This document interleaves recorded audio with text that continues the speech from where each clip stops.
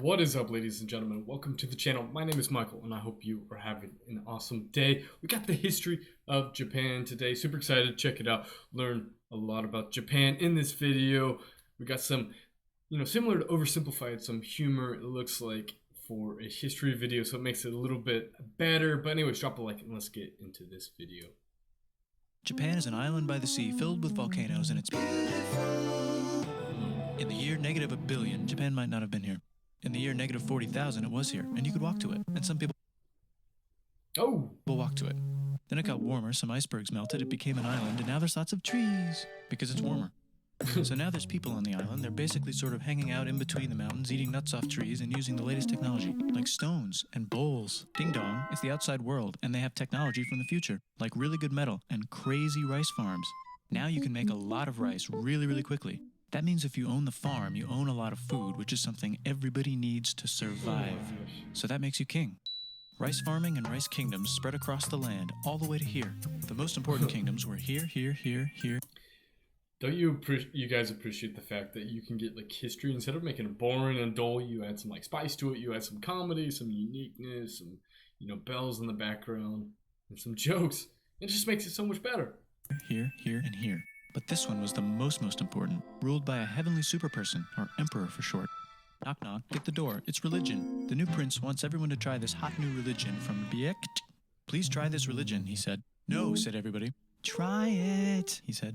No, said everybody again, quieter this time. And so the religion was put into place, and all the rules that came with it.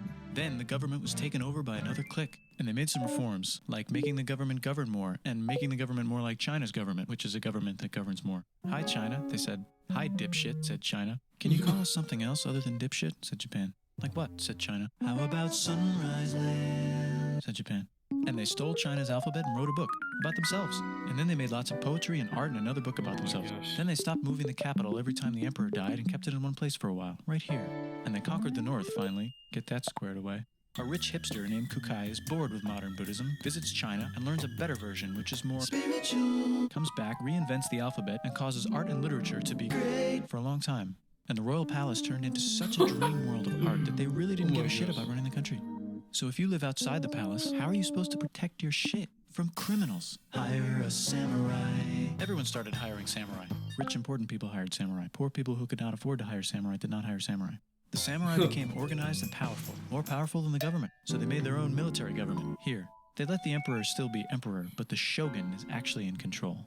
Breaking news, the Mongols have invaded China. We've invaded China, said the Mongols. Please respect us, or else we might invade you as well. Okay, said Japan. So the Mongols came over, ready for war, and died in a tornado. But they tried again, and had a nice time fighting with the Japanese, but then died in a tornado. Then the emperor overthrows the shogunate, then the shogunate overthrows him back. Did they legitimately die in a tornado? That's the question, or like a storm or a typhoon or something wreck their ships? Like, honestly. Back and moves to Kyoto and makes a new shogunate. And the emperor can still dress like an emperor if he wants, that's fine. Now there's more art. Like painting with less colors, collaborative poetry, plays, monkey fun, tea parties, gardening, architecture, flowers. It's time for who's going to be the next shogun. Usually it's the shogun's kid, but the shogun doesn't have a kid. So he tries to get his brother to quit being a monk and be the next shogun. He says okay, but then the shogun has a kid. So now who's it going to be? Vote now on your phones. And everyone voted so hard that the palace caught on fire and burned down.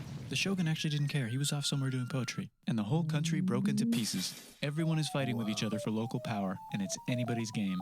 Knock knock, it's Europe. No, they're not here to take over. They just want to sell some shit, like clocks, and guns, and Jesus. So that's cool, but everyone's still fighting each other for control, now with guns. And wouldn't it be nice to control the capital, which right now is puppets, with no one controlling them? This clan is ready to make a run for it, but first they have to trample this smaller clan, which is in the way. Surprise, the smaller clan wins, and the leader of that clan steals the idea of invading the capital and invades the capital, and it goes very well. He's about halfway through conquering Japan when someone who works for him kills him, and then someone else who works for him kills them, and that guy finishes conquering Japan. And then he confiscated everybody's swords, and made some rules. And now I'm going to invade Korea, and then hopefully China, he said, and failed, and also died. But before he died, he told these 5 guys to take care of his 5-year-old son until he's old enough to be the next ruler of Japan. And the 5 guys said, yeah, right, it's not going to be this kid, it's going to be one of us, because we're grown-ups. And it's probably going to be this guy, who happens to be way more rich and powerful than the others. A lot of people support him, but a lot of people support not supporting him. They have a fight, and he wins, and starts a new government, right here. And he still lets the emperor dress like an emperor, and have very nice things. But don't get confused. This is the new government, and they are very strict. So strict they closed the country. No one can leave, and no one can come in. Except for the Dutch, if they want to buy and sell shit. But they have to do it right here. Now that the entire country was not at war with itself, the population increased a lot. Business increased, schools were built, roads were built, everyone learned to read, books were published, there was poetry, plays, sexy times, puppet shows, and Dutch studies. People started to study European science from books they bought from the Dutch. We're talking geography, skeletons, physics, chemistry, astronomy, and maybe even electricity. Over time, the economic... Seriously, just the history of Japan right now being described in this video is so chaotic. There's just nonstop conflicts, change, and there's no, in a sense, consistency, and we're starting to see it now from this video that we're getting some consistency, but still it's all over the economic place. and cultural prosperity began to gradually slow down.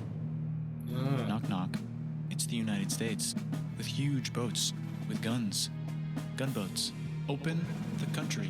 Stop having it be closed, said the United States. There's really nothing they could do, so they signed a contract that lets the United States, Britain, and Russia visit Japan anytime they want. Choshu and Satsuma hated this. That sucks, they said. This sucks. And with almost very little outside help, they overthrew the Shogunate and somehow made the emperor again and moved him to Edo, which they renamed Eastern Capital. They made a new government, which was a lot more Western. They made a new constitution that was pretty Western, and a military that was pretty Western. And do you know what else is Western? That's right, it's conquering stuff. So what can we conquer? Korea. They conquer Korea, taking it from its previous owner, China, and then go a little bit further. And Russia rushes in out of nowhere and says, "Stop, no, you can't take that. We were going to build a railroad through here to try to get some warm water." And Russia builds their railroad, supervised by a shit ton of soldiers. And then when the railroad was done, they downgraded to a fuck ton. Did I say downgrade? I meant upgrade. And Japan says, "Can you maybe chill?" And Russia says, "How about maybe you chill?" Japan is kind of scared of Russia. You'll never guess who's also kind of scared of Russia. Great Britain. So Japan and Great Britain make an alliance together so they can be a little less scared of Russia. Feeling confident, Japan goes to war against Russia, just for a moment, and then they both get tired and stop. It's time for World War I. The world is about to have a war, because it's the 1900s and weapons are getting crazy, and all these empires are excited to try them out on each other. Meanwhile, Japan has been enjoying conquering stuff and wants more. And the next thing on their list is this part of China and lots of tiny islands. All that stuff belongs to Germany, which just had war declared on it by Britain because Britain was friends with Belgium, which was being trespassed by Germany in order to get to France to kick France's ass because France is friends with Russia, who was getting ready to kick Austria's ass because Austria was getting ready to kick Serbia's ass because someone from Serbia shot the leader of Austria's ass. Or actually shot him in the head. And Britain is currently friends with Japan, so you know what that means.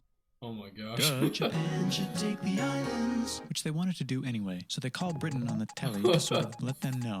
And then they did it. And they also helped Britain a little here and there with some errands and stuff. Now the war is over, and congratulations, Japan, you technically fought in the war, which means you get to sit at the negotiating table with the big dudes, where they decided who owns what. And yes, Japan gets to keep all that shit they stole from Germany. You also get to join the post-war mega alliance, the League of Nations, whose mission statement is to try not to take over the world.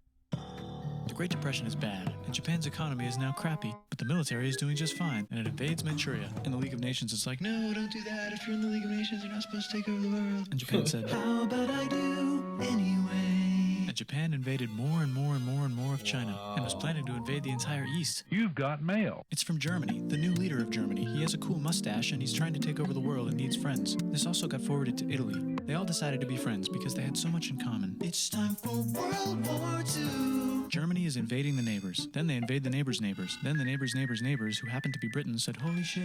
And the United States started helping Britain because they are good friends, and started not helping Japan because they're friends and our friends are not friends. Plus they're planning on invading the entire ocean. The United States is also working on a large, very huge bomb, bigger than any other bomb ever, my gosh. just in case. But they still haven't joined the war. War looks bad on TV, and the United States is really starting to care about their image. But then Japan spits on them in Hawaii and challenges them to war. And they say yes. And then Germany, as a symbol of friendship, declares war on the United States also. So the United States goes to war in Europe, and they help the gang chase Germany back into Germany. And they also start chasing Japan back into Japan. And they haven't used the bomb yet, and are curious to see if it works. So they drop it on Japan. They actually dropped 2. The sound effects are unbelievable.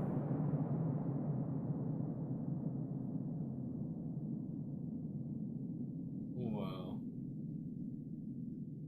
Oh, wow. The United States installed a new government, inspired by the United States government, with just the right ingredients for a post-war economic miracle. and Japan starts making TVs, VCRs, automobiles, and camcorders as fast as they can, and also better than everybody else. They get rich, and the economy goes wild, and then the miracle wears off. But everything's still pretty cool, I guess. Bye. So definitely a unique video to say the least, the history of Japan. I mean, just so much going on, but it's really cool to see that we did get the whole, aspect of the history of Japan, just not like a little subsection. I mean, I honestly thought we were going to get like a little subsection, not the whole history. So it was really cool to see the full history. Definitely a unique spin on, talking about history. We got some entertainment factors in there. We got some good musical talent. We got some comedy combined in one, and we're able to learn about it. But anyways, history of Japan, unique video to say the least, but I definitely learned a little bit more about Japan. Let me know what you guys think about this video. Give me some suggestions on what you'd like me to react to. And as always, stay healthy, stay happy, and have a blessed day. Peace.